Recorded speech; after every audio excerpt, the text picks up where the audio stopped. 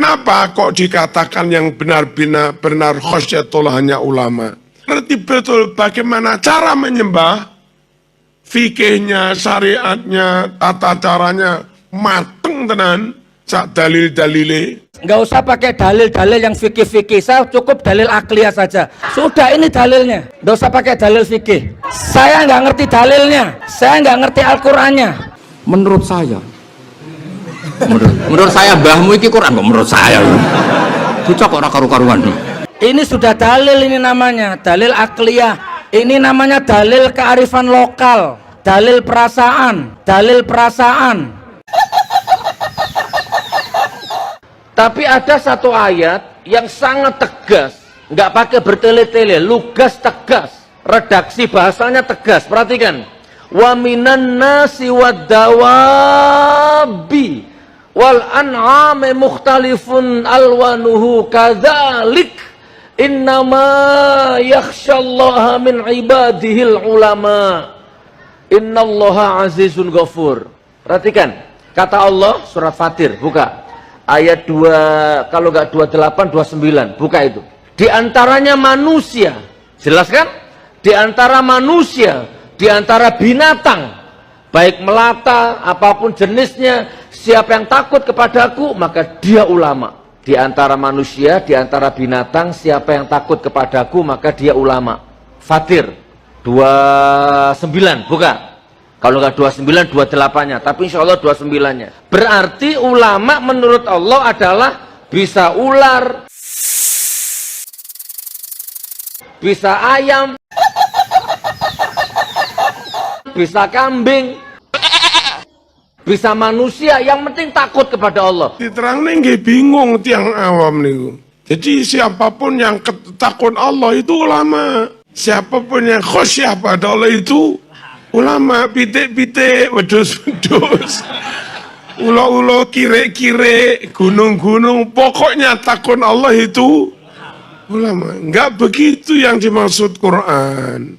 Bisa gunung, lau anzalna hadzal qur'ana ala jabalin la ra'aitahu khashi'an mutasaddian min khasyatillah. Kalau aku turunkan Al-Quran kepada gunung, niscaya kamu lihat gunung itu terpecah karena takutnya kepadaku. Gunung itu takut kepada Allah, maka dia ulama.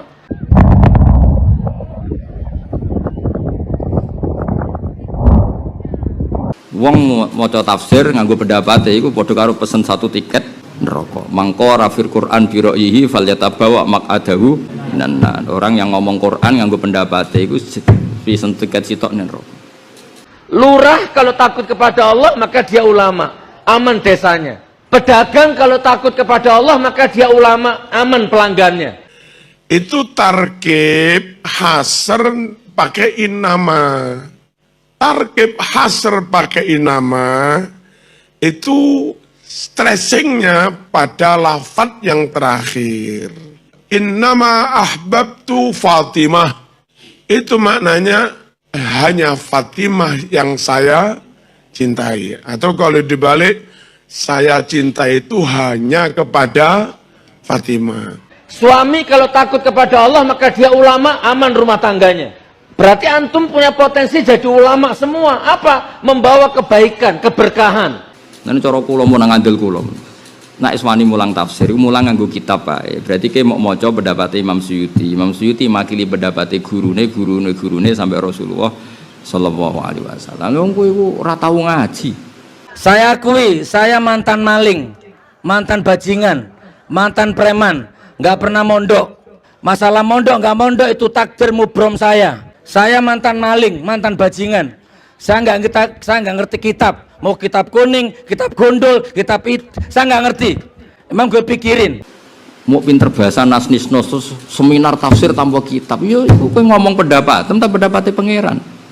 Menurut saya. Menurut saya mbahmu iki Quran kok menurut saya.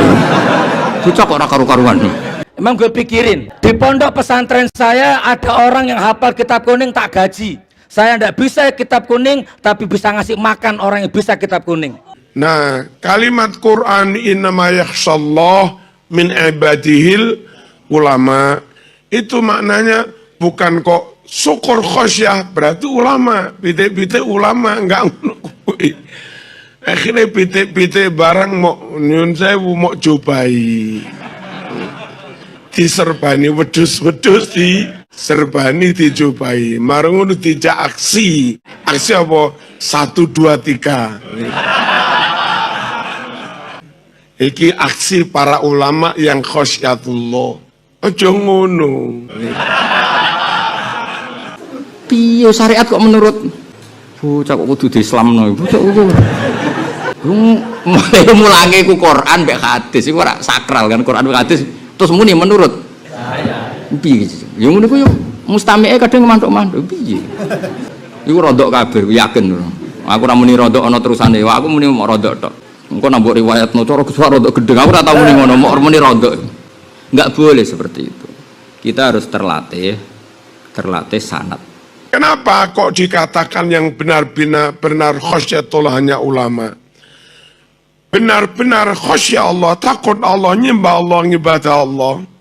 Itu jika satu, dia ngerti betul siapa yang disembah, mantep tauhidnya, mantep ilmu akidahnya, dia ngerti betul bagaimana cara menyembah, fikihnya, syariatnya, tata caranya, mateng tenan, sak dalil-dalile. Nggak usah pakai dalil-dalil yang fikih-fikih, saya cukup dalil akliyah saja. Sudah ini dalilnya, nggak usah pakai dalil fikih. Saya nggak ngerti dalilnya, saya nggak ngerti Al-Qur'annya. Mulane kula mulang tafsir ku pede, bukan karena sombong, bukan menghormati Mbah Mun. Mbah Mun itu murid dari Sayyid Alawi.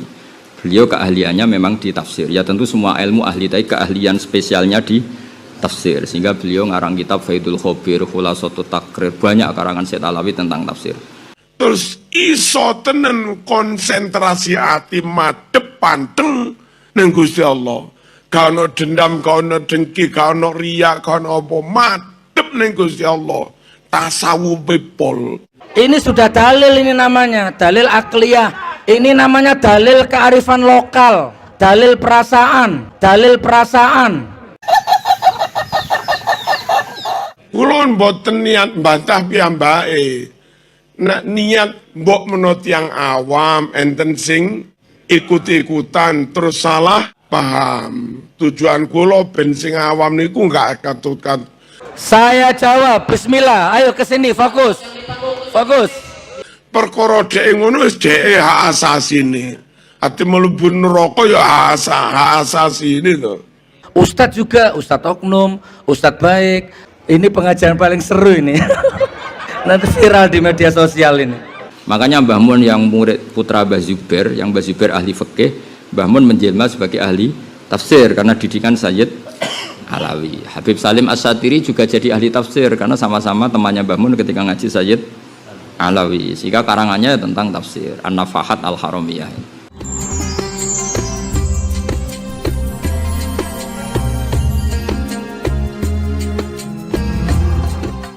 Assalamualaikum warahmatullahi wabarakatuh. Jumpa lagi dengan channel Ngaji Milenial.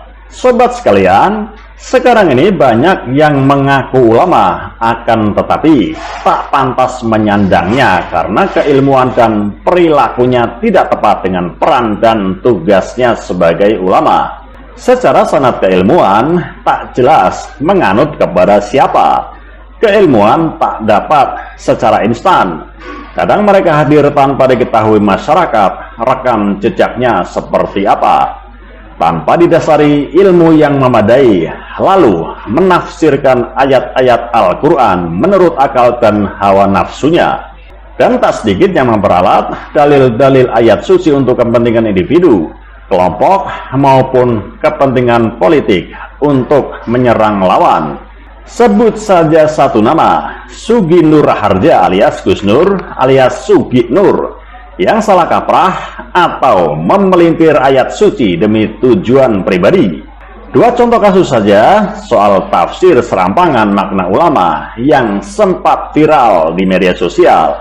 Dan yang teranyar adalah sumpah mubahalah. Maka hancurkan hidupku, ya Allah. Hancurkan hidupku ya Allah. Cabut keberkahan hidupku, ya Allah. Cabut keberkahan hidupku ya Allah. Hina-dinakan hidupku, ya Allah. Hina-dinakan hidupku ya Allah. Matikan aku. Matikan aku ya Allah. Dalam kondisi kafir. Dalam kondisi kafir. Kufur. Kufur. dan mengenaskan. Semuanya ya, saksikan saudaraku ya, KPU-nya, Bawaslu-nya, rezimnya, presidennya, menterinya, polisinya, camatnya, pegawai TPS-nya, siapapun yang terlibat andil dalam kecurangan yang menyebabkan kehancuran ini dilaknat sama Allah. Dilaknat sama Allah. Saya tidak menodai agama, saya tidak menista agama, saya takut menodai agama, tapi kalau masih detik ini ada yang maksa menuduh saya menodai agama, monggo, biar sah dua pihak, monggo siapa berani mubahalah dengan saya, siapa saja. Jika yang pertama hanya membuat bingung dan menyesatkan umat, maka yang kedua terpaksa dia harus berurusan dengan hukum. Seperti diketahui, saat ini Sugi Nur menjadi terdakwa perkara penistaan agama, ujaran kebencian, dan penyebaran berita bohong.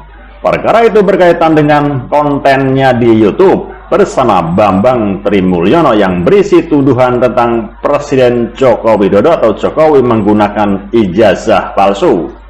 Tetapi ya Allah, kalau ternyata apa yang saya katakan selama ini, yang saya tulis selama ini, benar adanya, maka hancurkan, laknat, hina dinakan, cabut berkah rumah tangganya, cabut berkah rezekinya, siapapun saja yang menantangnya, yang tidak mempercayainya. Tapi kalau ternyata kalian yang busuk, siapapun tanpa terkecuali, yang di istana, di DPR, di MPR, kalian semua yang busuk, kalian yang jahat, kalian yang dolim, kalian yang munafik, kalian yang pengkhianat. Ini persidangan tidak mengizinkan untuk bermubahalah di sini, ya. Katanya selalu di depan pengadilan Pak Hakim, ya. Jadi Kadi tadi dibilang Pak Yai Kadi, ya. Di depan hakim. Makanya lebih baik sekarang di depan hakim, monggo siapa yang berani mubahalah sama saya. Saya tidak menodai agama. Tolong dipahami, ini ruang sidang bukan untuk ruang bersumpah, ya. Pak Hakim, saya udah 3 bulan di penjara Pak Hakim, mengenes sengsara Pak Hakim. Sugi Nur sendiri pernah menjadi narapidana setelah dijatuhi hukuman 10 bulan oleh Pengadilan Negeri Jakarta Selatan karena dinyatakan bersalah dalam perkara ujaran kebencian terhadap NU dan Banser. Sebelumnya dalam sebuah video, Sugi Nur juga pernah menafsirkan surat Al-Fatir ayat 28 secara serampangan. Menukil dan merujuk ayat dalam Al-Quran tersebut, Sugi Nur mengartikan ulama bukan hanya manusia, melainkan juga ular, ayam, ataupun kambing yang takut kepada Allah. Sobat milenial, seperti diketahui, sidang lanjutan kasus penistaan agama dan ujaran kebencian dengan terdakwa Bambang Trimulyono dan Sugi Nur Harja kembali digelar di Pengadilan Negeri Solo. Namun ada momen yang sangat menggelikan ketika Sugi Nur selalu menantang mubahalah jika kalah dalam berargumentasi. Apalagi tantangan mubahalah mantan pegiat debus itu diutarakan di dalam forum persidangan. Saya berkeyakinan, demi Allah, mubahalah yang saya lakukan itu bukan penodaan agama. Wallah. Nah, sekarang ada dua pihak ini. Gimana kalau Anda sama saya mubahalah? Kata Sugi Nur, diikuti takbir oleh para pendukungnya. Pak Kiai boleh, jaksa boleh, siapapun, saya tidak menodai agama. Ini mohon dipahami, ini sidang bukan ajang untuk di luar pengadilan, monggo. Itu di luar, nanti silakan di luar mau saling bersumpah silakan. Gus Nur ini kalau memang benar kita akan bela benar, kalau salah kita akan sampaikan salah. Apa posisi daripada mubahalah yang dipraktekkan? Itu salah, tidak memenuhi syarat, tidak merukun. Rukunnya akan harus ada 2 minim. Gus Nur itu sendirian, dalam hal ini cuma dengan Bambang Tri. Saya sangat hati-hati. Saya tanya dulu, dan saya ulangi, video panjenengan diperdengarkan oleh 50 ulama. Saya tanya, apa letak kesalahannya? Kesalahannya adalah karena tidak mendatangkan 2 orang. Resiko ya, dicatat omongan jenengan ya, resiko ya. Oke, Allah yang tahu nanti. Tolong dipahami. Waspada ya, waspada ya Allah. Laknat siapapun ya Allah ya, yang nantang saya ya Allah. Laknat siapapun saja ya Allah. Tolong ini sidang. Saya peringatkan sekali lagi. sekali lagi saya peringatkan, Sekarang mubahalah sama saya di masjid. bukan ajang untuk saling bersumpah. Penonton tolong keamanan, kalau penonton tidak bisa ditertibkan supaya keluar. Diberitakan sebelumnya, Ditibit Siber, Bareskrim Polri menetapkan Bambang Trimulyono dan Sugi Nur sebagai tersangka penistaan agama dan ujaran kebencian. Unsur penistaan agama itu terdapat di akun YouTube Gus Nur 13 Official. Akun tersebut memposting video dengan judul Gus Nur Mubahalah Bambang Tri di bawah Al-Quran. Video itu memperlihatkan momen Bambang Tri dan Sugi Nur melakukan tindakan mubahalah. Pada video itu, Bambang Trimulyono menyinggung soal ijazah Presiden Jokowi.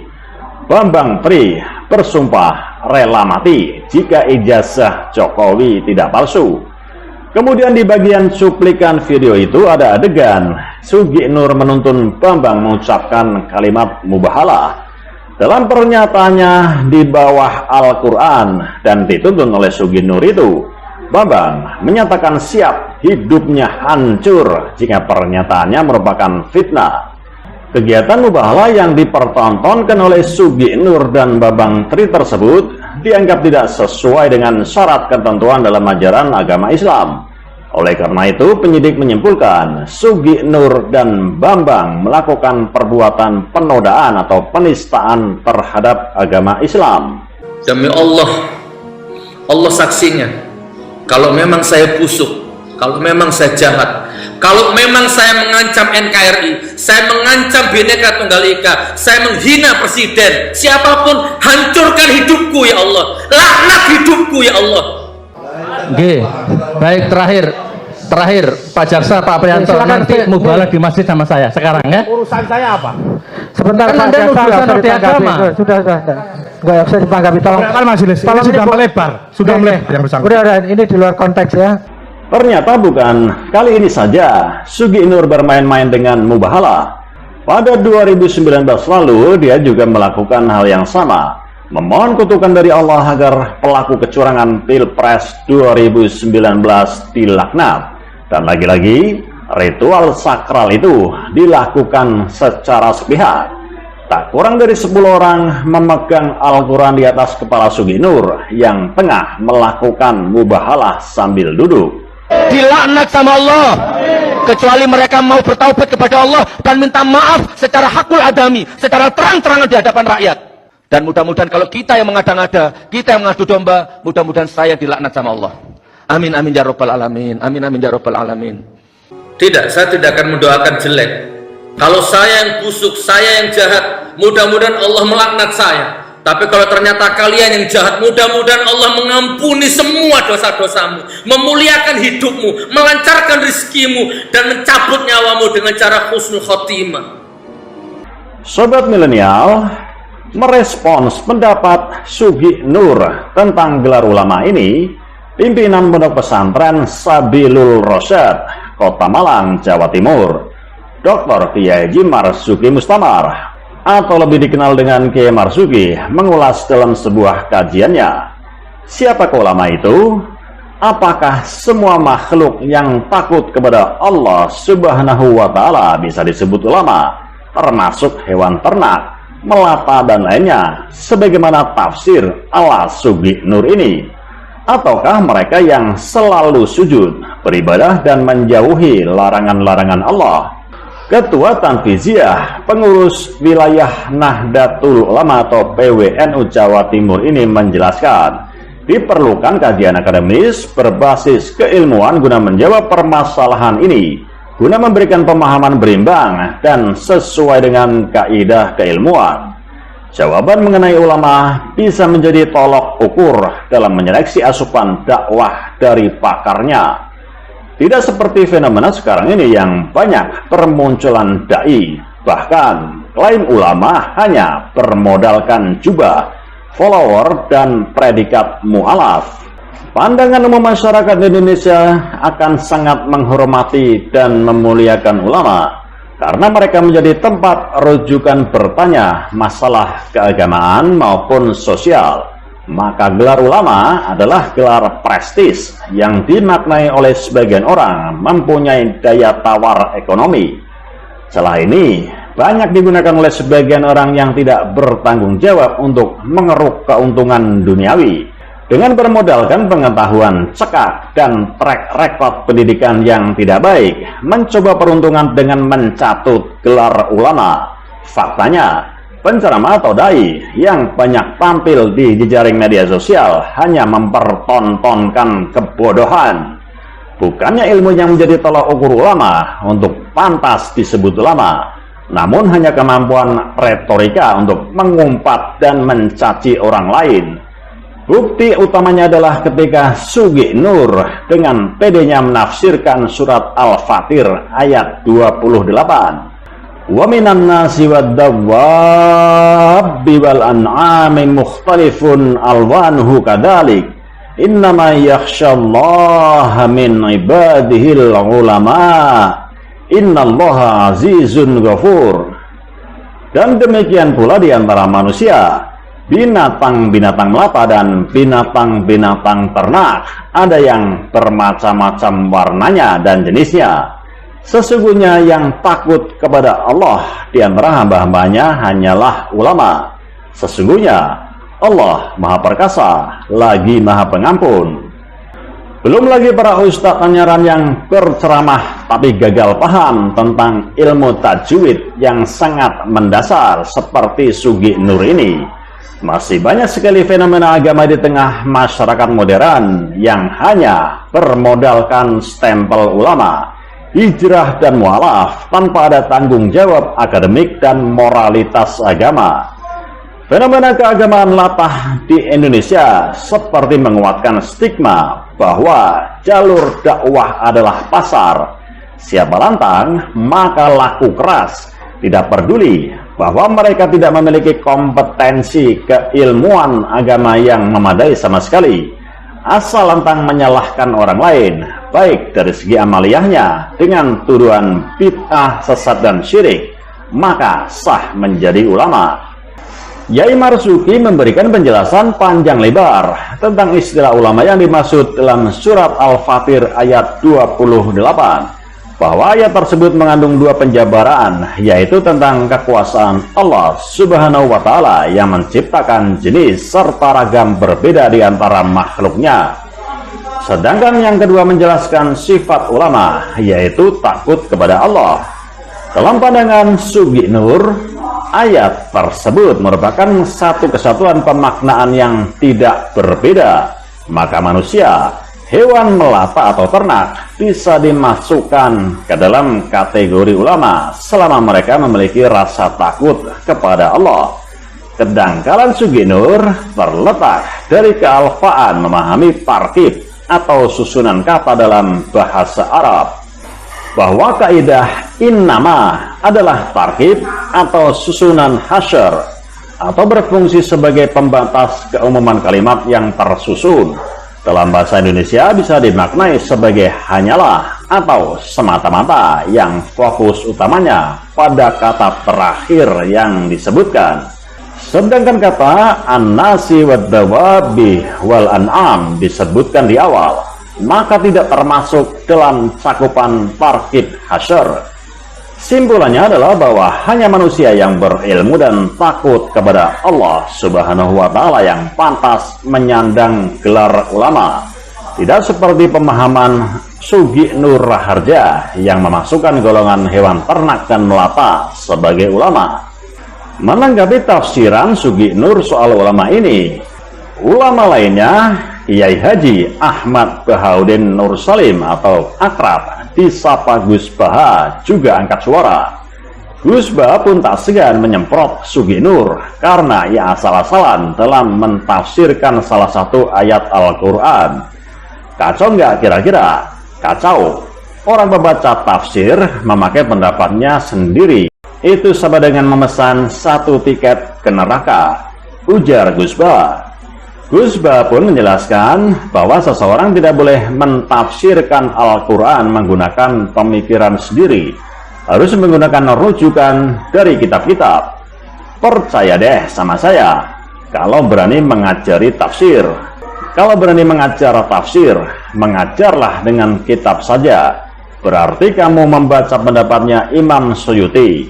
Karena Imam Suyuti mewakili pendapat gurunya yang mazhabnya sampai ke Rasulullah, papar Gus Baha. Seminar tafsir tanpa kitab, mau ngomong pendapatmu atau pendapat Tuhan?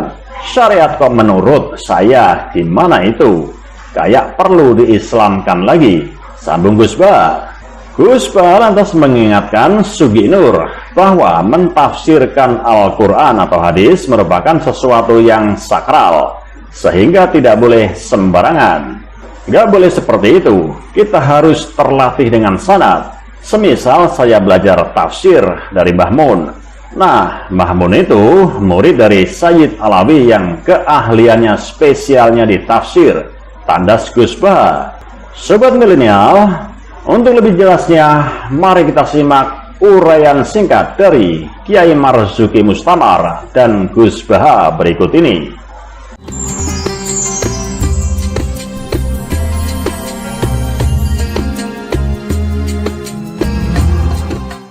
Wong maca tafsir nganggo pendapat iku padha karo pesen satu tiket neraka. Mangko rafir Quran bi ra'yihi falyatabawa maq'adahu minan. Orang yang ngomong Quran nganggo pendapat iku pesen tiket sitok ning neraka. Nek cara kula mun ngandel kula. Nek iswani mulang tafsir iku mulang nganggo kitab ae. Berarti ke mau maca pendapat Imam Suyuti. Imam Suyuti makili pendapat gurune sampai Rasulullah sallallahu alaihi wasallam. Wong kowe iku ora tau ngaji. Mau pinter bahasa nas-nisnos terus seminar tafsir tanpa kitab, yo itu ngomong pendapat, tentang pendapatnya pangeran. Menurut saya, menurut saya mbahmu iki Quran kok menurut saya. Bocah kok ora karu-karuan. Piye syariat kok menurut? Bocah kok kudu diislamno, bocah kok. Mulange ku Quran mek hadis iku ora sakral kan, Quran mek hadis terus muni menurut piye yo ngono ku yo mustami'e kadang mantuk-mantuk piye iku rodok kabeh yakin aku ora muni rodok ana terusane aku muni mok rodok tok engko nambah riwayatno cara suara rodok gedeng aku ora tau muni ngono mok muni rodok enggak boleh seperti itu kita harus terlatih sanad. Mulane kula mulang tafsirku pede bukan karena sombong, bukan menghormati Mbah Mun. Mbah Mun itu murid dari Sayyid Alawi. Beliau keahliannya memang di tafsir. Ya tentu semua ilmu ahli, tapi keahlian spesialnya di tafsir. Sehingga beliau ngarang kitab Faidul Khobir, Khulasatut Takrir, banyak karangan Sayyid Alawi tentang tafsir. Makanya Mbah Mun yang murid putra Mbah Zubair, yang Mbah Zubair ahli fikih, Mbah Mun menjelma sebagai ahli tafsir karena didikan Sayyid Alawi. Habib Salim As-Satiri juga jadi ahli tafsir karena sama-sama temannya Mbah Mun ketika ngaji Sayyid Alawi. Sehingga karangannya tentang tafsir An-Nafahat Al-Haramiyah. Jadi artinya ketika nyun sewu tanpa niat sombong, ketika Mbah Mun punya murid saya, terus kula nekuni tafsir yo ana pantes sih. Mulai ra pantes aku di murid Hamdani iki mulai masalah ya. Ya kiai ini ahli tafsir muridnya maca mabade kan kata. Lah itu kemungkinannya yo loro. Kemungkinannya iku kenemenen utawa tawaduk. Wah iku ya nak tawaduk ya wali, maksudnya ya wali. Jadi kena ana muridku kok maca mabade pesolatan niku tawadhu, napa? Tawadhu iku wali, napa? Wali. Ya maksa husnudzon kudu dipeksa, dilatih. Husnudzon kok terus tak telitine Gus, yo tajasus dosa, tajasus iku dosa. Soale tawadhu. Lho kula ora nganti sakniki kula mucal Sulam Taufik, nganti sakniki mulai kula ngiyai nganti sakniki maca Sulam Taufik, angger khatam kula baleni khatam. Karena wong kudu ana tawadhu. Ya wong kiai sak kowe ora maca Sulam Taufik, aku lho jak maca Sulam Taufik. Kowe kok maca muin, waduh. Akeh mau kufe yakin. Maca sediluk-sediluk kok mau kuf. Bener domire mau hari pertama tok. Mergo disinaoni bariku wis domire ora karu-karuan. Cuma muridnya goblok dadi ora salahe. Jajal sing ngrungokno padha ngalime ora. Piye domire ora karu-karuan. Orang ini bingung tiang awam nih. Jadi siapapun yang takut Allah itu ulama. Siapapun yang khosyah pada Allah itu ulama. Pitik-pitik, wedus-wedus, ulo-ulo, kire-kire, gunung-gunung. Pokoknya takut Allah itu ulama. Enggak begitu yang dimaksud Quran. Itu tarkib hasr pakai innama. Tarkib hasr pakai innama itu stressingnya pada lafadz yang terakhir. Innama ahbabtu Fatimah. Itu maknanya hanya Fatimah yang saya cintai. Atau kalau dibalik, saya cinta itu hanya kepada Fatimah. Kalau ditambahi kalimat lagi, maka stressingnya ya kalimat yang terakhir lagi. Innama ahbabtu Fatimah lidzakaiha. Saya mencintai Fatimah itu hanya karena kecerdasannya. Bukan karena cantiknya, kayanya, bukan. Hanya karena pokok pakai innama. Itu stressingnya kalimat yang dihasr, itu kalimat yang terakhir. Nah, ditambahi mana? Innama ahbabtu Fatimah lidzakaiha fil ulum ad-diniyah. Terjemahnya lain lagi. Saya mencintai Fatimah hanya karena kecerdasan Fatimah di bidang ilmu-ilmu agama. Bukan di bidang matematika dan yang lain-lain. Paham ya? Nah, kalimat Quran innama yakhshallah min ibadihil ulama. Itu maknanya bukan kok syukur khosyah, berarti ulama. Pitik-pitik ulama, enggak ngukui. Akhirnya pitik-pitik barang mau nyun sewu mau cobai. Diserbani wedus-wedus serbani dicobai, marang ngono dijak aksi. Aksi apa? 1, 2, 3. Iki aksi para ulama yang khosyatullah. Ojo ngono. Maksudnya itu, ya, kalau ada orang merasa takut Allah, ini tahajud pol-polan sampai kaki bengkak. Dengan tahajud panjang, apa jaminan dia dikatakan khosyatullah, takut pada Allah? Wiritan dikir sampai nangis-nangis. Apa dengan wiritan dikir sampai nangis-nangis jaminan dia khosyatullah, takut kepada Allah? Qobliyah ba'dai beres, duha sembahyang beres, sampai enggak karu-karuan. Apa jaminan dengan melakukan itu khosyatullah? Dia orang yang takut Allah. Umroh ben minggu budal, ben wulan budal, pokok saumuri umroh ping 1000. Apa jaminan dengan begitu dia disebut khosyatullah? Kata Quran, yang bisa khosyatullah hanya ulama. Lafadz ulama kan yang terakhir. Berarti stressingnya pada lafadz ulama. Sesungguhnya yang benar-benar bisa takut pada Allah hanya para ulama. Tahajud sak pol-pole, zikir sak pol-pole, tadabbur sak pol-pole, atau apalah. Kalau zaman nggak punya ilmu, nggak ulama, tidak bisa disebut khosyatullah. Yang bisa benar-benar khosyatullah hanya ulama. Ayat iku ngono kuwi. Nah, kenapa kok dikatakan yang benar-benar khosyatullah hanya ulama? Benar-benar khosyat Allah, takut Allah, nyembah Allah, ngibadah Allah. Itu jika satu, dia ngerti betul siapa yang disembah, mantep tauhidnya, mantep ilmu akidahnya, dia ngerti betul bagaimana cara menyembah, fikihnya, syariatnya, tata caranya, mateng tenan, sak dalil-dalile, terus iso tenan konsentrasi hati madep panteng nang Gusti Allah. Gak ono dendam, gak ono dengki, gak ono riya, gak ono apa, madep nang Gusti Allah. Tasawuf pol, ngerti ilmu tasawuf. Nah, yang mantep ilmu tauhidnya, akidahnya, ngerti betul siapa yang disembah, mantep betul ilmu syariatnya, toto corone nyembahi gak salah blas, toto corone golek rezeki gawe sangu nyembah juga enggak salah blas. terus noto atine bener. Siapa yang bisa begitu? Ngerti tauhid pol, sak dalil-dalile. Ngerti syariat pol, sak dalil-dalile. Ngerti carane noto ati pol, sak dalil-dalil. Siapa itu namanya? Kan ulama. Ya bener. Kalau bukan ulama, sujud sak pol-pole, yang ngeledek sujudnya keliru, sikile nggak mancat. Nggak sido diarani nyembah tenan. Wong nyembahi keliru. Nggak sido diarani wedi Gusti Allah teman. Nyatane nglanggar hukum pangeran karo. Tiba-tiba sujudku keliru nggak ro.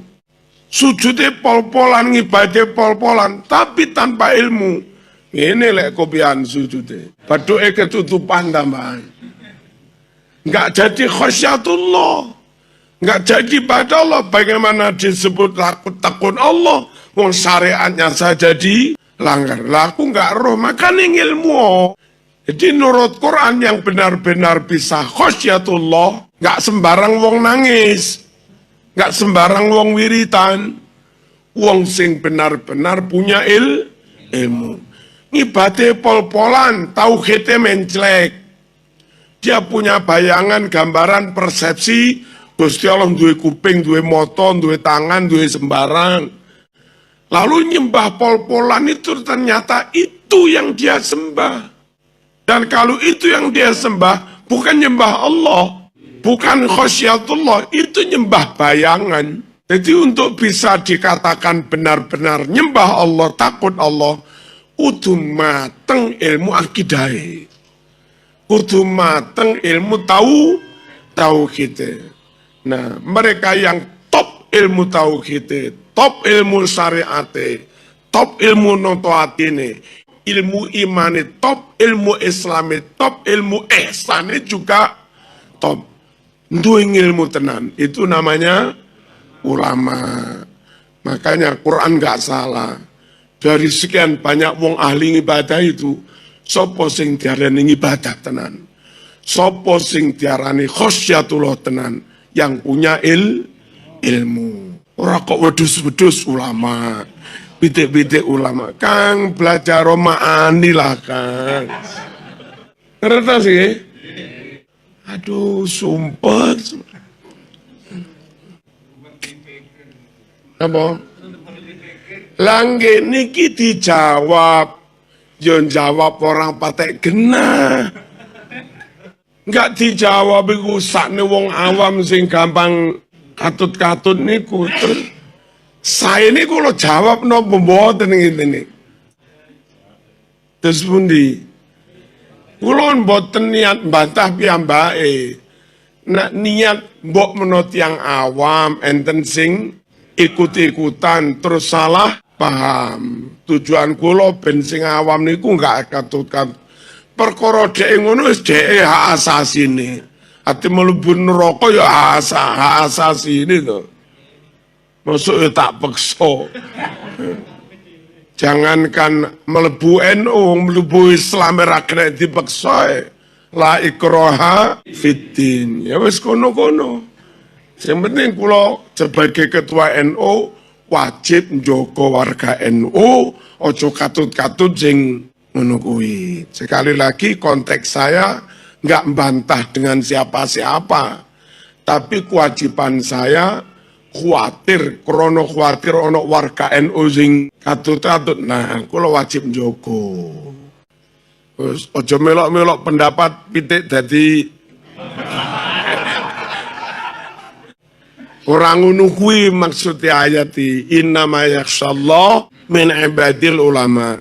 Dari sekian banyak orang yang berusaha ibadah, berusaha takut Allah, pada akhirnya yang benar-benar takut Allah, ngibadah tenan, itu mereka yang punya ilmu, tauhidnya benar, secara ontologi benar, tauhidnya, siapa yang disembah, lalu epistemologi, cara menyembahnya juga benar, nawaitunya, aksiologi nilainya lillahi ta'ala juga benar, noto hati ini. Dan sing duwe ilmu niku jenenge ulama. Mantep ontologinya, mantep epistemologinya, Mantep ak. Apa maneh iku, Mas?